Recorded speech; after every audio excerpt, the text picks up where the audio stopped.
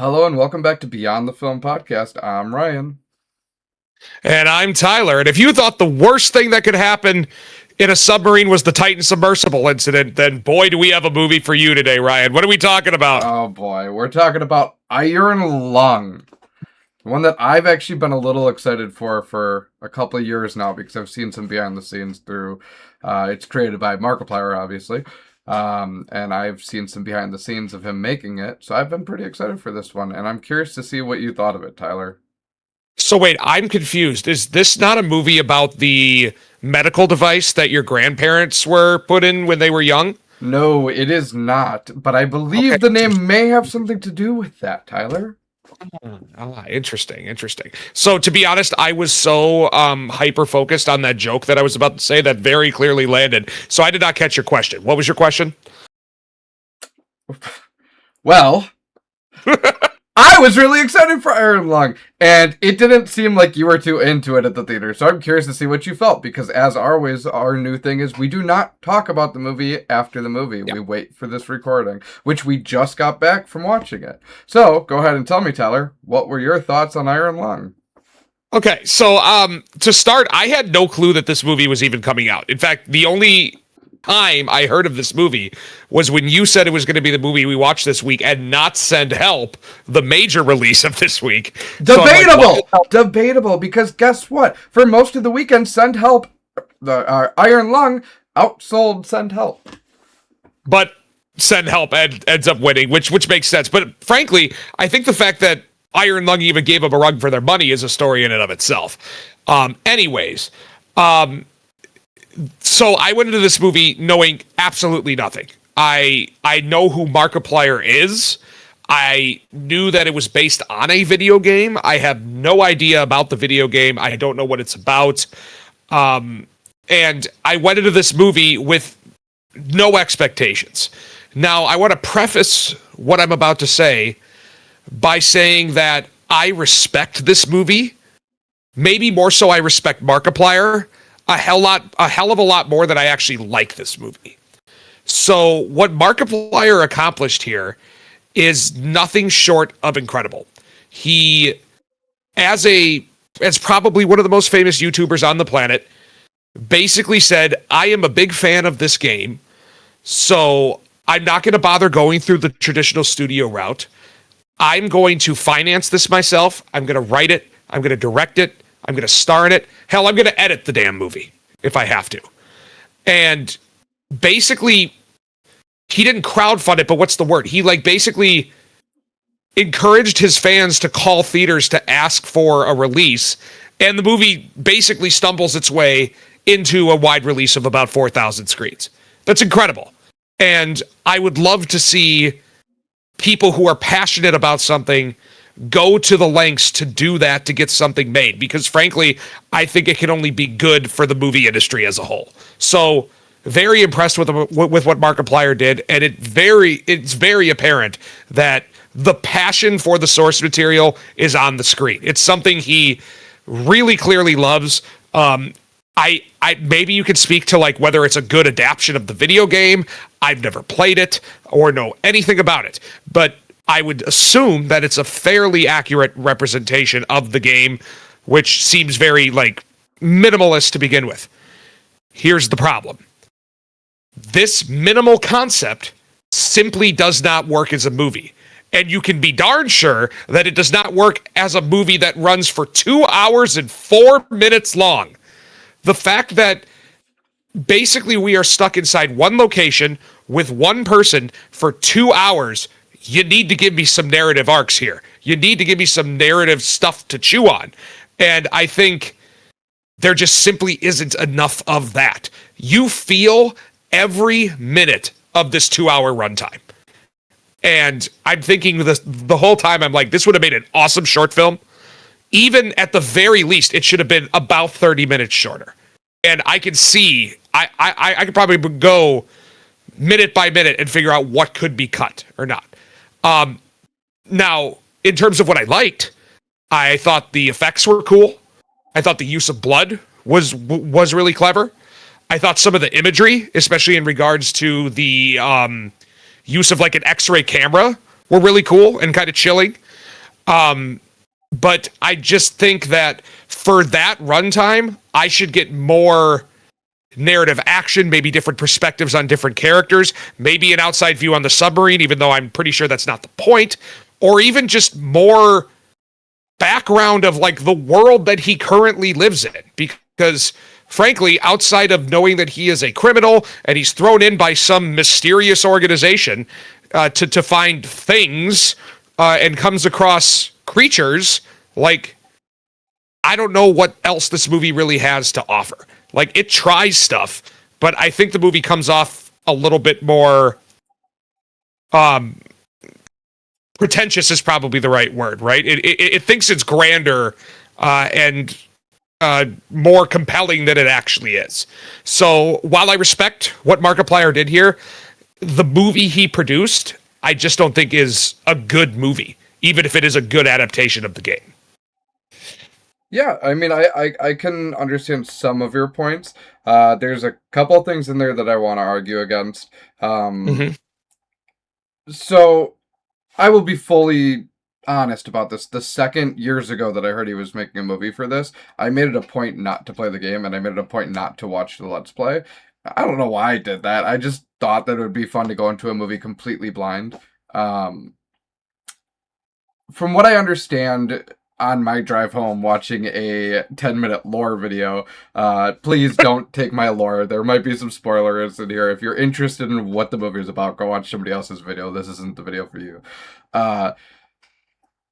It seems like this universe... So they keep mentioning the Quiet Rapture.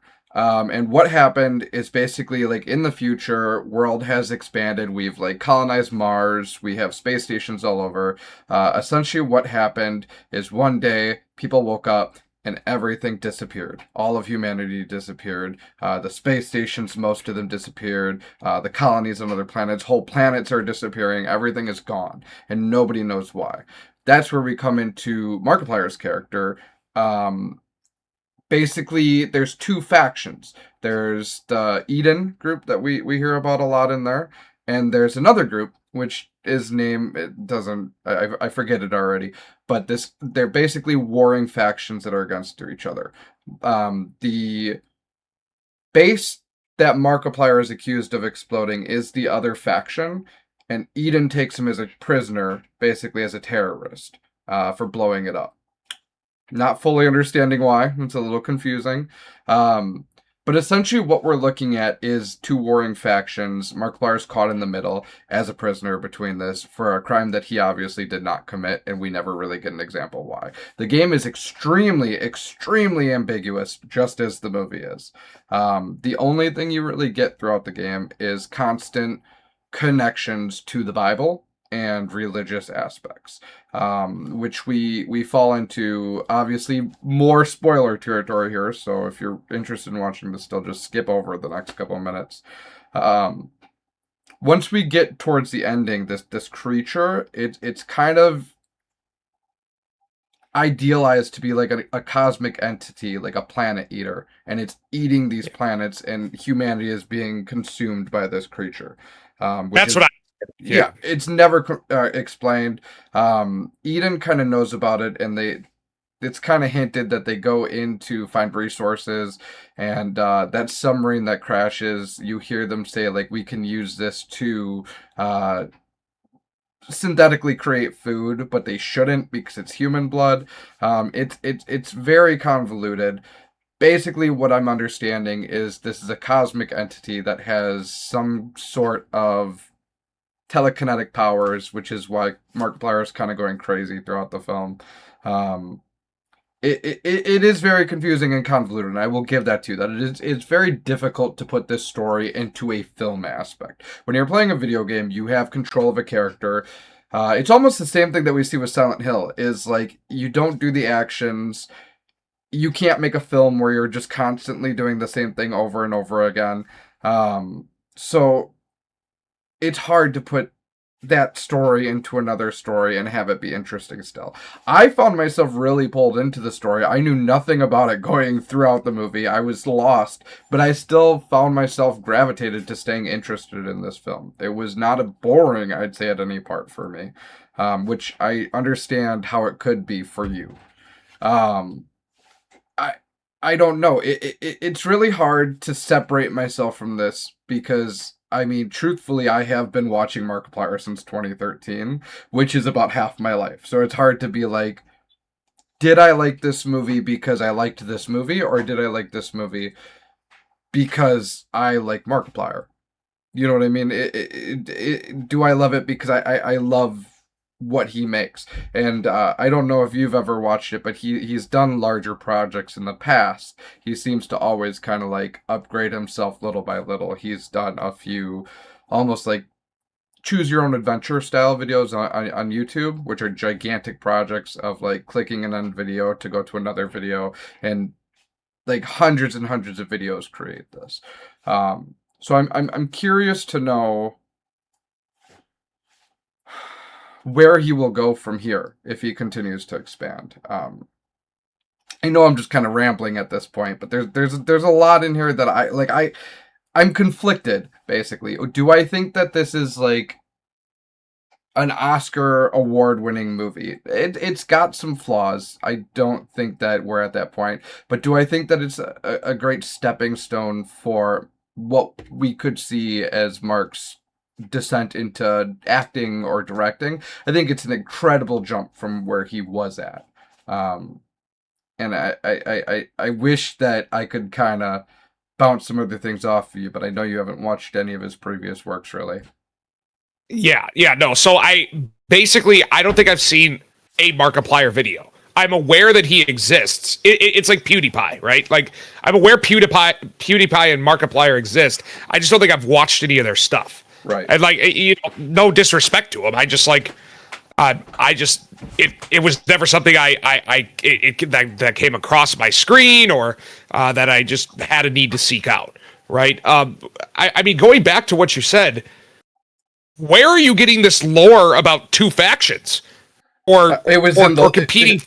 It was in the lore video that I watched on the way home from the movie. Okay, well, so that would have been nice to know. Yeah.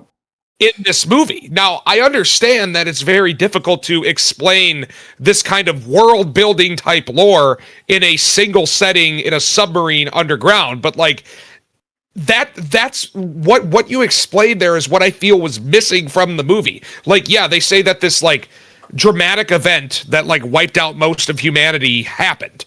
But outside of that, like we basically just kind of get bits and pieces from his character's perspective about what's going on here. And I feel like it's because it feels like he's being too like dedicated to the game. Like he just wants to make sure that his adaptation is perfect instead of what would actually work as a movie. You know what I mean? No, I can agree with you that the biggest flaw for this movie is the idea that either somebody's played the game or you're being so original to the original concept of it that you want to be as ambiguous as the game was, and that just does not work in a movie setting. You almost feel like you've missed a prequel, like you're watching a sequel at that point. Yeah. Does that make sense? Yeah, like and you know, that's fine if it's a 40-minute short film or even like an hour 20, right? But the fact that this movie's as long as it is and we just get so little to chew on when it comes to the story that's being told, it's almost just like, okay, like what I'm watching looks kind of cool, but like I'm not invested in any of the story. Like, you know, I'll give Markiplier some credit. Like, I don't think he's like the next Daniel Day-Lewis, but I think he held his own for the most part as an actor. I mean, he's also only clearly really working with himself outside of maybe a few voices and a few other on-screen moments with other characters. It's mostly very much like a single person adventure story, and he has to drive the whole narrative. And do I think that if he would have got a more accomplished actor to do this role and maybe just stayed behind the camera, would it have been better? I don't know. I actually don't think so. It's at least something. Sorry, go ahead. Sorry, I would just argue honestly, I think that if Markiplier was not starring in this movie, I don't think it would be as successful as it is. I think one of the driving sales for this is the fact that Markiplier made and created and stars in it. I mean, if you throw somebody, even if you flip the roles and have Markiplier be the voice and Troy Baker act in it, I don't see the sales. Yeah, I mean it's torn because he very clearly, I get your reasoning when you say you're torn about this movie, because you got to respect the choices he makes.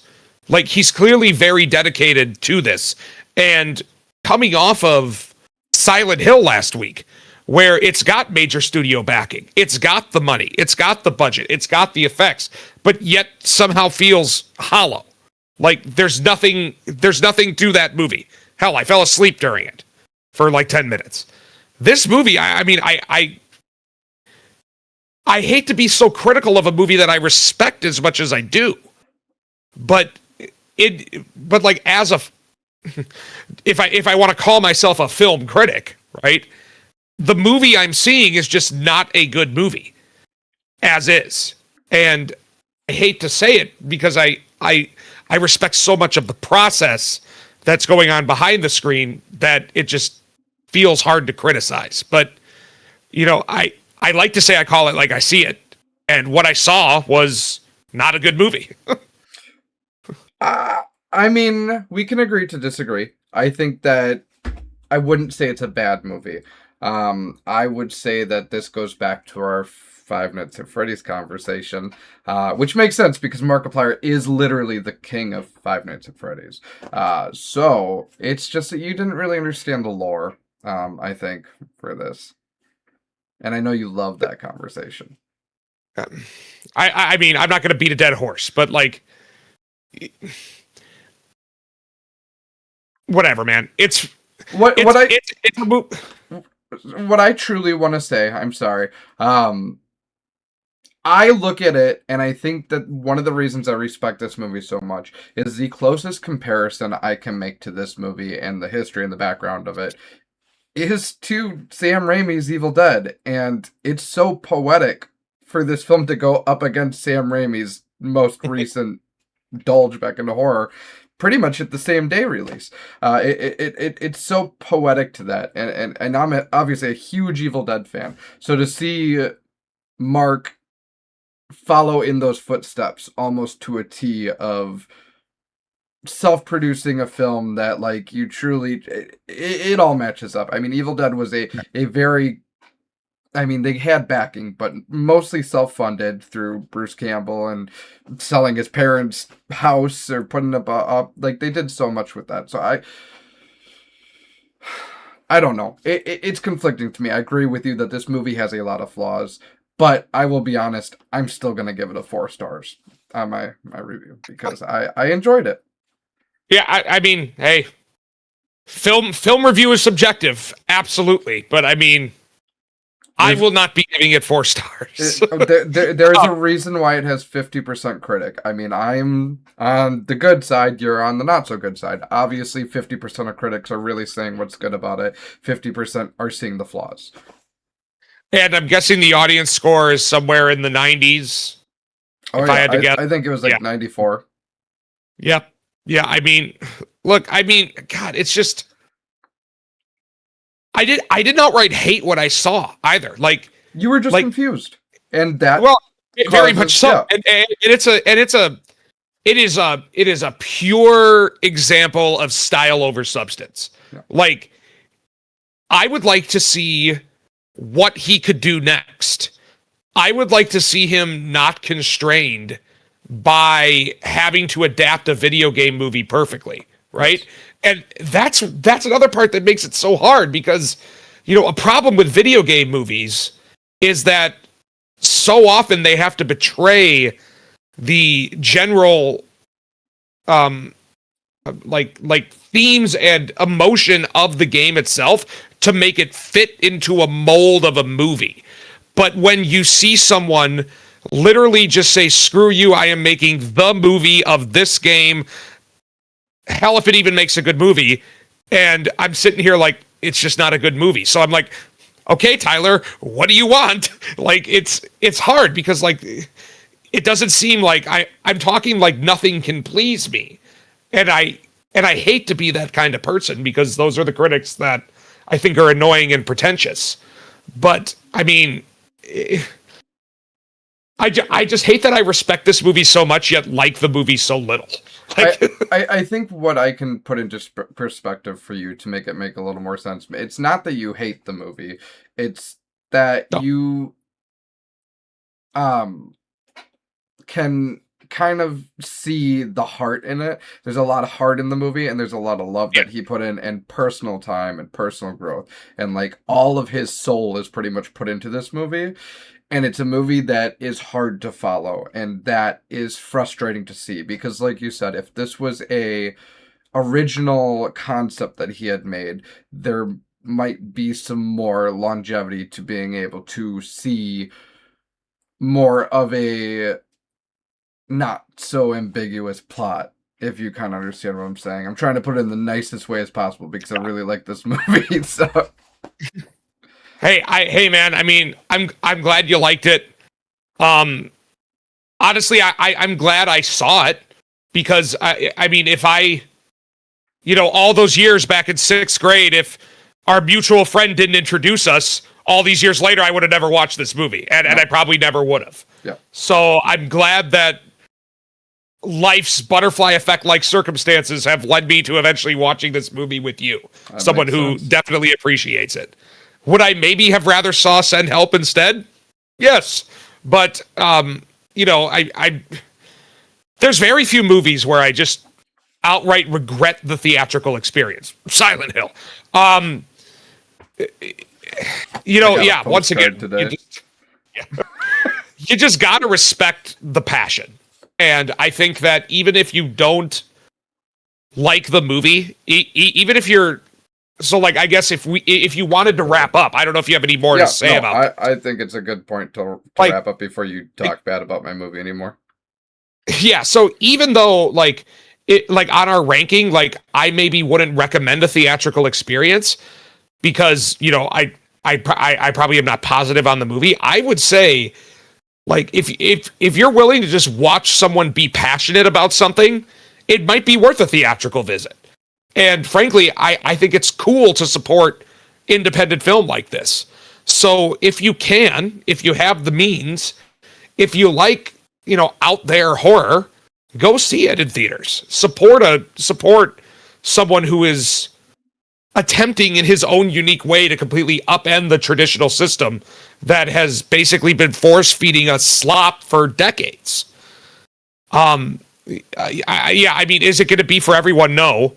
And in that regard, maybe if you really don't want to take the financial risk, maybe wait for like a streamer that it's on or something. But if you have the means, even if you don't like it, I still think it's worth a theatrical ticket purchase, which is probably the only time I will ever say that. I agree. I think, especially if you're a fan of Markiplier, check it out in theaters. I think it's a totally different experience to see it in theaters than it will be at home. I think we should end it on this question to give a little bit more hope. Instead of saying, do you like the movie, Tyler? I'd like to know. So, if Mark were to do another film along these lines and you had no idea about the concept, would you go to another theater showing of it? 100% I am there for whatever he's going to do next. Good or bad. Like, I would much rather, I'd rather support him than like a Michael Bay or a Wam Colette Serra or like, these Anton Fuqua, the guys who just put out drivel after drivel after drivel and are clearly cogs of the studio machine.